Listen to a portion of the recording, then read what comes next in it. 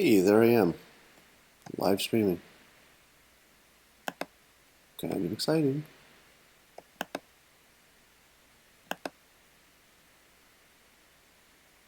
Hello, hello, hello. Come on. We're gonna be talking in a minute about persuasion and Donald Trump. If you don't mind, I'm gonna activate Periscope right now, so that I'm using Periscope and chatting on here at the same time. This is gonna be a little test. So let me do a little Periscope at the same time. So I've got questions coming in from both sources. You see, I'm testing a new feature that I haven't done before, which is showing a side-by-side screen, so I have something to talk about. All right, let me show you how I get Periscope going. Coffee with Scott Adams. Coffee with Scott Adams. Doesn't work every time. All right, almost ready here. And then once I have both YouTube and Periscope working, we're going to test something. All right, here we go. Kind of exciting. I'm pretty tired, so if I look tired, that's why. All right, so I've got Periscope up. Good morning, all you Periscopers. So I've got YouTube and Periscope running at the same time. If you go to my Twitter feed, you can see the URL for my YouTube channel. And if you go there, you can see the graphic. I'll show it to you here just so you've got a quick view of it. I'm going to be talking about this. It's the persuasion tools of the anti-Trumpers versus the Trumpers. All right, that was just for the Periscope people so that they could see what's going on. But you should go over to YouTube if you want to see it all in its full glory. All right, so let's talk about the persuasion game of the anti-Trumpers versus the Trumpers. You can see on YouTube, but you can't see on Periscope. I'm live streaming on both right now.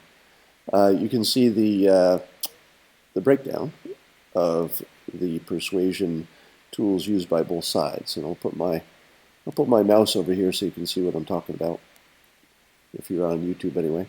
So the anti-Trumpers seem to be using primarily scolding, insulting, shaming, mocking, Hitler analogies, and superior facts. So they do a lot of fact-checking, and their facts are better than the Trump side. On the Trump side, he does all those things too. So he scolds and insults and shames and mocks and does that. But when he's doing it, he's not doing it in the for persuasion of voters. He's doing it to generally reduce the credibility of a professional enemy. So a professional enemy in this sense would be another politician on the other side, Schumer, for example. So he would insult him. Maybe a New York Times writer, such as the guy who had the bad arm. He mocked him. I don't think he was mocking his disability, because there are videos of Trump mocking other people exactly the same way, making those motions. But he also mocks the media, of course, in general. So when Trump is mocking people, it's not in the sense of direct persuasion. He's going after enemies, basically the people who are attacking him. So he's using persuasion in that sense against his enemies. But in terms of trying to convince the voters on the other side, to his side, he's mostly appealing to nationalism, which I've listed as just self-interest. Right? The whole point of nationalism is you're trying to do things for your own country and yourself more than other people.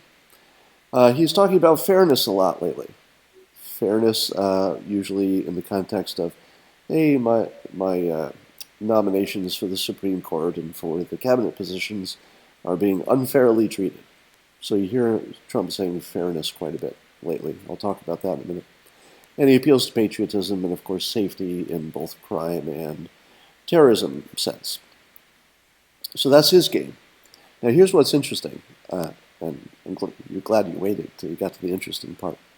The whole point of persuasion, right, is to try to persuade the other side because you've already persuaded the people on your team. So if you look at the persuasion tools from that perspective, which ones are going to work on the other people, not the persuasion that works on your own team, because your own team is already on the team, right? So if you look at what the anti-Trumpers are using, the scolding, insulting, shaming, mocking, Hitler analogies, and fact superiority, what they all have in common is that they're completely useless against Trump supporters, because the Trump supporters are the very people who are not affected by the scolding, insulting, shaming, and mocking, but that would work on their own team. I think the Clinton supporters, the anti-Trumpers in general, are actually quite influenced by social opinion.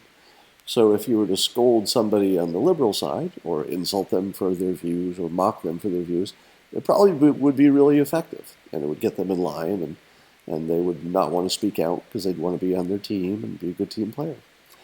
But when you try those same things against Trump supporters, and here's sort of the key takeaway point, if you try to scold, insult, or shame or mock a Trump supporter in 2017, do you know what the Trump supporters' reaction is?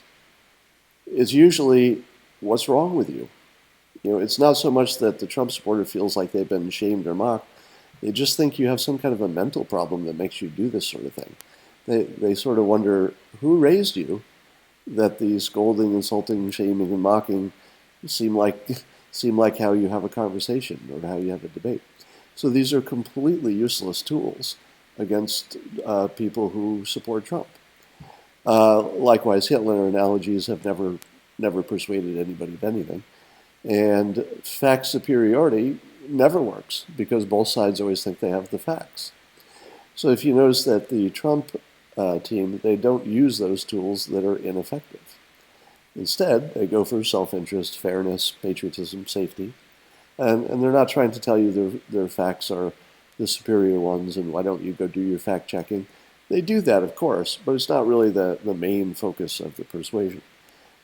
Trump's going for an America first sort of vibe. Now here's the important part.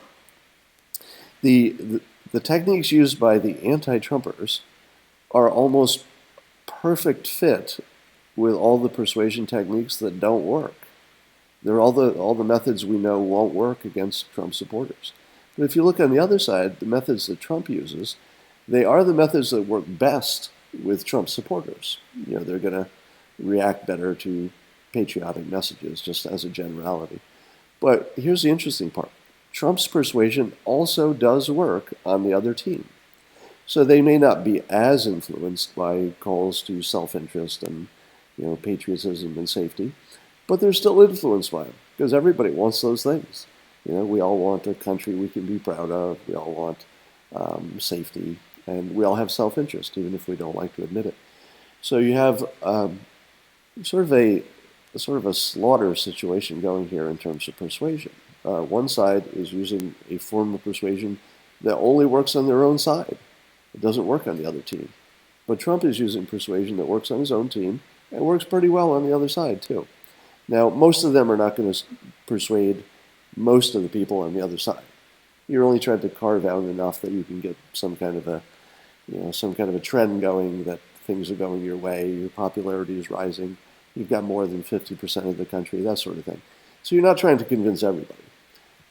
Trump has a persuasion game that could work. The other side has a persuasion game that can't work. And no matter how well they do it, no matter how much they do it, it just can't work because it's the wrong persuasion for the people they're trying to persuade. It is raining outside, but you're probably hearing the fan on my computer. There's a background, yes. Yeah, all of that is my bad sound system. I could probably improve that, but I'll try that on the next try. All right, so I'm looking at the Periscope feed is failing, so I'm doing the Periscope at the same time as YouTube. So you're hearing a noise that sounds like probably my computer making that noise. Let's see if I can get you a better sound. Might be a way to do that. Well, I'll do that in another try. All right, that was my test for today.